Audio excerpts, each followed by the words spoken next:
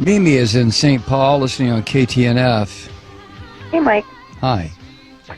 Well, I'm confused. I want to talk about Israel. And so, can you even imagine any other country in the world allowing 530 rockets to fall before it took a step to defend itself?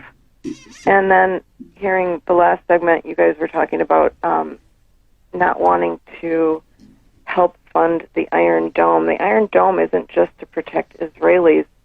It's also so that they don't have to fire back and cause casualties in these areas of the Gaza Strip where the population is so densely populated.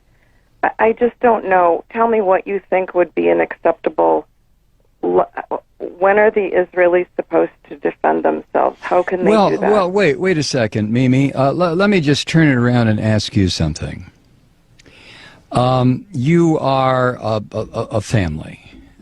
You have lived in St. Paul, Minnesota for your family and your antecedents for probably, let's say, 100 years. And all of a sudden, I show up on your doorstep, literally on your doorstep.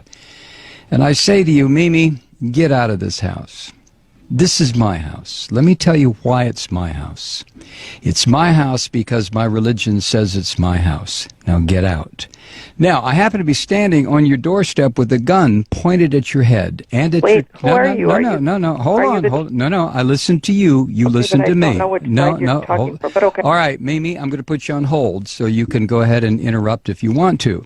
But I'm standing on your front porch and I order you and your family out of your house. And I tell you that it's my house, not your house. And the reason it's my house and my block and my neighborhood is because my religious belief says it's mine.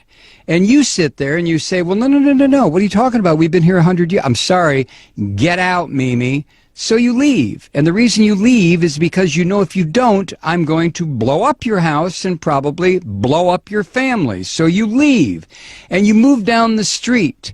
And for the next 60 years, you sit there and you get very, very angry because I came into your house and told you to get out. So what you do, Mimi, you decide, well, I know what I'll do. I'm going to start throwing rocks at what used to be my house, and it'll break the windows. That'll make that damn Malloy move. So you start throwing rocks. And then I come outside and I say, Mimi, were you throwing rocks? And you look at me rather sheepishly, and that's when I level an RPG at you and your family and your house, and I pull the trigger, and all of a sudden, whoosh, you're all gone. Now, which is the terrorist? You tell me. But tell me on another phone call, Mimi, because I'm not going to get involved in a big discussion about this. Thank you. Wow. When does Israel have a right to defend itself? Well, when do I have a right to defend myself? I came in and took Mimi's house. So if Mimi attacks me, who's going to say, well, Malloy, you have a right to defend yourself because Mimi's attacking you? And somebody else will say, yeah, but you took Mimi's house. Yeah, but, you know, possession is 9/10 of the law. Nah, possession is 99.9% of the law. And besides, God gave me this land. What the hell is Mimi doing on it? All I had to do was come here and remind her, Mimi, get out. God gave this land to me. Now, if Mimi doesn't like that, she can go live in the little ghettoized area that I've set up for her near the Mississippi River in St. Paul, where there's bad electricity, bad water, the fish are no good to eat, and Mimi can stay there until hell freezes over. Or Mimi can throw rocks at my house, used to be her house, in which case I will level a couple of grenades at her. So the question, Mimi, is not, when do I have a right to defend myself? I stole your house. I stole your neighborhood.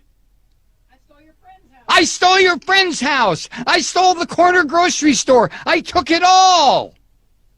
When do I have a right to defend myself?